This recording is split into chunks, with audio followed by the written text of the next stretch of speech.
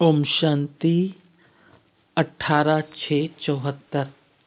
Light house और might house बन नई दुनिया के मेकर बनो। सर्व आत्माओं को सर्व शक्तियों से संतुष्ट करने वाले नई दुनिया के मेकर व विश्व कल्याणकारी पिता शिव बोले, अपने को क्या लाइट हाउस और माइट हाउस समझकर चलते हो? सिर्फ लाइट और माइट समझकर नहीं, लेकिन लाइट हाउस और माइट हाउस अर्थात लाइट और माइट देने वाले दाता हाउस तब बन सकेंगे जब उनके अपने पास इतना स्टॉक जमा हो। अगर सदा लाइट स्वरूप नहीं बन सकते व लाइट स्वरूप में सदा स्थित नहीं हो सकते, तो वो अन्य आत्माओं को लाइट हाउस बन लाइट नहीं दे सकते। जो स्वयं ही मास्टर सर्वशक्तिवान होते हुए अपने प्रति सर्व शक्तियों को यूज नहीं कर सकते, तो वे माइट हाउस बन अन्य आत्माओं को सर्व शक्तियों का दान कैसे कर सकते हैं? अब स्वयं से पूछो कि मैं क्या लाइट और माइट हाउस बना हूं? कोई भी आत्मा अगर कोई भी शक्ति प्राप्त करने की इच्छा रखते हुए आपके सामने आए, तो क्या उस आत्मा को वो शक्ति दे सकते हो? अगर सहन करने की इच्छा अथवा निर्णय करने की शक्ति की इच्छा रख कर कोई आए और उसे समाने की शक्ति या परखने की शक्ति का दान दे दो, लेकिन उस समय उस आत्मा को जो सहन शक्ति के दान की जरूरत है, यदि वो उसे नहीं दे सकते, तो क्या ऐसी आत्मा को महादानी वरदानी व विश्व कल्याणकारी कह सकते हैं? अगर स्वयं में ही किसी एक शक्ति की कमी होगी, तो दूसरों को सर्वशक्तिवान बाप के वर्षे का अधिकारी व मास्टर सर्वशक्तिवान कैसे बना सकेंगे? सूर्यवंशी है सर्वशक्तिवान और चंद्रवंशी है शक्तिवान। अगर एक शक्ति की भी कमी है, तो सर्वशक्तिवान के बजाय शक्तिवान कहलाए जाएंगे, अर्थात वे सूर्यवंश के राज्यभाग के अधिकारी नहीं बन सकते। सर्वशक्तिमान ही सर्वगुण संपन्न 16 कला संपूर्ण बनने के अधिकारी बनते हैं। कम शक्तिवान कल्याणी बन सकते हैं, लेकिन विश्व कल्याणकारी नहीं बन सकते। अगर किसी आत्मा को समाने की शक्ति चाहिए और आप उसे विस्तार करने की शक्ति दे दो व और अन्य सब शक्तियां दे दो, लेकिन उसको चाहिए जो उसको चाहिए वो ना दे सको, तो क्या वो आत्मा तृप्त होगी? क्या आपको विश्व कल्याणी मानेंगी? जैसे किसको पानी की प्यास हो और आप उसे 36 प्रकार के भोजन दे दो, लेकिन पानी का प्यासा क्या 36 प्रकार के भोजन से संतुष्ट होगा? वह आपके प्रति शुक्रिया मानेगा? पानी के बदले चाहे आप उसे हीरा दे दो, परंतु उस समय उस आत्मा के लिए पानी की एक बूंद की कीमत अनेक हीरों से ज्यादा है। ऐसे ही अगर अपने पास सर्व शक्तियों का स्टॉक जमा नहीं होगा, तो सर्व आत्माओं को संतुष्ट करने वाली संतुष्ट मणियां नहीं बन सकेंगी। वह सर्व आत्माएं आपको जीदाता, सर्वशक्तिदाता नहीं मानेंगी। अगर विश्व की सर्व आत्माओं द्वारा विश्व कल्याणी माननीय नहीं बनेंगे तो माननीय के बिना पूजनीय भी नहीं बन सकेंगे। संतुष्ट मणि बनने के बिना बाप दादा के मस्तक की मणियां नहीं बन सकते। क्या ऐसे महीनता की चेकिंग करते हो? वह अब तक मुख्य बातों में भी चेकिंग करना मुश्किल अनुभव होता है।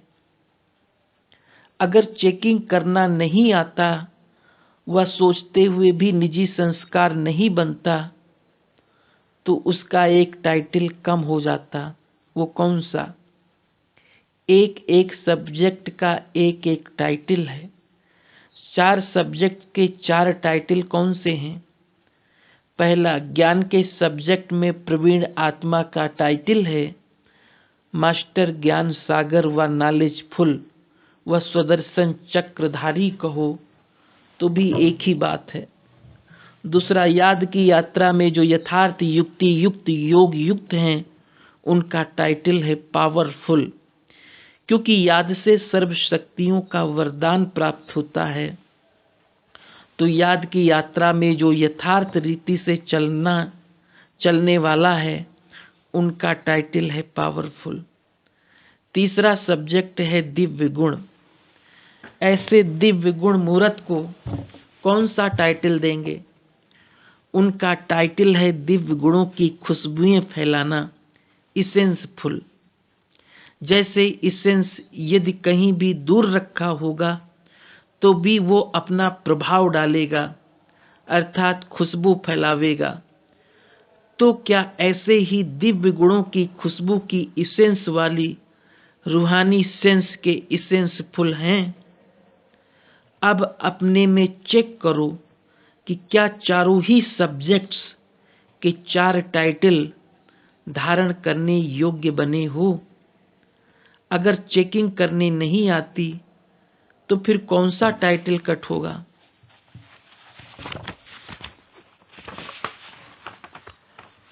कई तो कहते हैं कि चेकिंग करना चाहते हैं लेकिन धक्के से गाड़ी चलती है। निजी संस्कार सदा काल नहीं चलते। इनमें कौन सी कमी कहेंगे? नॉलेज तो है कि ये करना चाहिए, त्रिकालदर्शी पने की नॉलेज तो मिल गई है ना। क्या नॉलेजफुल हो? अभी अगर किसी भी कमजोरी के वश हो जाते हो, उस कमजोरी को जानते भी हो, उसे वर्णन भी करते हो और उसके मिटाने की पॉइंट्स भी वर्णन करते हो, लेकिन वर्णन करते हुए भी जो चाहते हो वो कर नहीं पाते हो।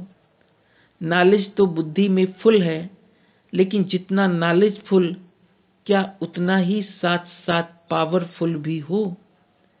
ये बैलेंस ठीक न होने के कारण जानते हुए भी कर नहीं पाते हो।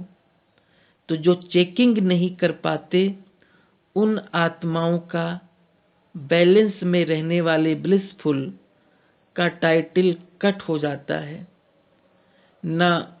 वो न स्वयं को ब्लिस दे सकते हैं, न बाप से ब्लिस ले सकते हैं, और न ही अन्य आत्माओं को ही दे सकते हैं, क्योंकि चेक करने के निजी संस्कार नहीं बनते तो चेकिंग नहीं होती और चेंज भी नहीं होते। जो चेकर नहीं बन सकते वो मेकर भी नहीं बन सकते। वो न स्वयं के, न अन्य आत्माओं के और न ही विश्व के। नई दुनिया बनाने वाले और नया जीवन बनाने वाले इस महिमा के अधिकारी नहीं बन सकते। इसलिए अब चेकर बनो। जैसे अमृत बेले की रूह रिहान की मुख्य बात को सभी ने मिलकर दृढ़ संकल्प के आधार पर स्वयं को और अन्य साथियों को सफलता मूर्त बनाया है, इसी प्रकार इस बात को भी मुख्य जान एक दो के सहयोगी बन सफलता मूर्त बनो, तब ही सर्व कार्य संपन्न होंगे। वर्तमान समय मेजॉरिटी में विशेष 2 कमजोरियां दिखाई दे रही हैं। उसकी समाप्ति उन 2 कमजोरियों में सफलता मूर्त तब बनेंगे जब इस बात को सफल बनावेंगे। वो 2 कमजोरियां हैं आलस और अलबेलापन। इसको मिटाने का साधन चेकर बनना है। 99 पुरुषार्थियों में किसी न किसी रूप में आलस और अलबेलापन कहीं अंश रूप में है और कहीं वंश रूप में है। महारथियों में अंश रूप कौन सा है? घोड़ेसवार में वंश रूप कौन सा है? क्या उसको जानते हो? अंश रूप है मेरी नेचर व मेरे संस्कार। मेरी भावना नहीं है, लेकिन बोल व नैन चैन हैं, रेखाएं हैं, लेकिन रूप बने हुए नहीं हैं। ये है अंश मात्र। संपूर्ण विजयी बनने में अलबेलापन अथवा रॉयल रूप का आलस्य बाधक है। घोड़ेसवार व 2nd डिवीजन में पास होने वाली आत्माओं में वंश रूप में किस रूप में है? उनका रूप है हर बात में। यह बोल उन्हों का ट्रेडमार्क है। हर बात में कॉमन शब्द है। अलबेलेपन और आलस्य के शब्द कौन से हैं? वो सदैव अपने को सेफ रखने की पॉइंट्स देने में व बातें बनाने में बड़े प्रवीण होते हैं। स्वयं को निर्दोष और दूसरों पर दोष रखने में फुर्त होते हैं। लायर्स होते हैं, लेकिन लाफुल नहीं होते। जैसे लायर्स झूठ केस को सच्चा सिद्ध कर निर्दोषी को दोषी बना देते हैं, वैसे ही 2nd डिवीजन वाले कभी भी अपने दोष को जानते हुए भी स्वयं को दोषी प्रसिद्ध नहीं करेंगे। इसलिए लायर्स हैं, लेकिन लॉफुल नहीं हैं। ऐसे की ट्रेडमार्क बोल सदैव यही निकलेंगे कि मैंने ये किया, मैंने ये बोला, क्या मेरे मन में तो कुछ था ही नहीं, निकल गया तो फिर क्या हुआ, हो गया तो फिर क्या हुआ, ठीक कर दूंगा। फिर क्या की ट्रेडमार्क के बोल होंगे। जैसे सृष्टि चक्र के समझाने में फिर क्या कहते, सारी स्टोरी बतला देते हो ना। सतयुग के बाद फिर क्या हुआ, त्रेता आया फिर क्या हुआ, द्वापर आया फिर क्या, शब्द में सारे चक्र की कहानी सुनाते हो। वैसे वो लायर्स आत्माएं फिर क्या शब्द के आधार पर दूसरों के ऊपर सारा चक्कर चलाई देती है। स्वयं को साक्षी बना देते हैं, वह न्यारा बना देते हैं, वह छुड़ा देते हैं। फिर क्या शब्द से अर्थात इस एक संकल्प से अलबेलेपन व रॉयल आलस्य का वंश अंदर ही अंदर बढ़ता जाता है और ऐसी आत्मा को पावरफुल बनाने के बजाय निर्बल बनाते जाते हैं। यह है 2nd डिवीजन अर्थात घोड़ेसवार आत्माओं के अंदर अलबेलापन और आलस्य वंश रूप में। इस अंश व वंश को समाप्त करने के लिए चेकर बनना अति आवश्यक है। 8 दिन में 1 दिन चेकर बनते हो, 7 दिन अलबेले रहते हो, तो संस्कार 7 दिन के बनेंगे व 1 दिन के। इसलिए अलर्ट बनने के बजाय इजी और लेजी बनते हो। ऐसे की रिजल्ट क्या होगी? क्या ऐसे विश्व कल्याणकारी सर्वशक्तियों के महादानी वरदानी बन सकते हैं? इसलिए अभी इन 2 बातों को अंश रूप में व वंश रूप में, जिस रूप में भी उसको अभी से मिटावेंगे, तभी बहुत समय विजयी बनने के संस्कारों के अनुसार विजय माला के मड़के बन सकेंगे।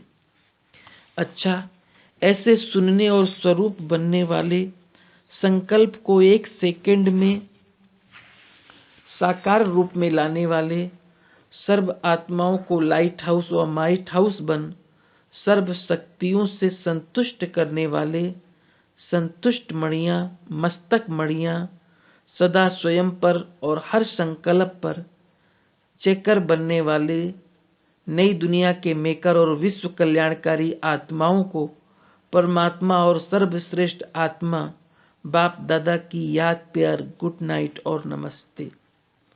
इस मुरली का सार। पहला, अगर स्वयं में ही किसी एक शक्ति की भी कमी होगी तो दूसरों को सर्वशक्तिवान बाप के वर्षे का अधिकारी मास्टर सर्वशक्तिवान नहीं बना सकेंगे।